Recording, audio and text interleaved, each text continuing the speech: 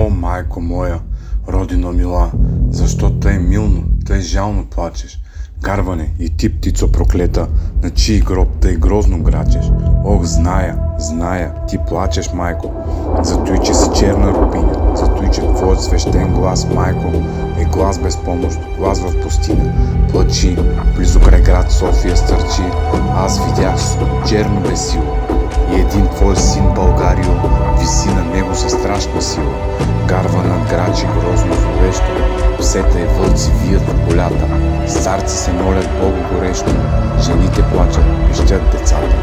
Зимата пее своята зла песен, трънки гонят вихри в полята, и студ, и мраз, плач без надежда навяват на теб скръб на сърцето.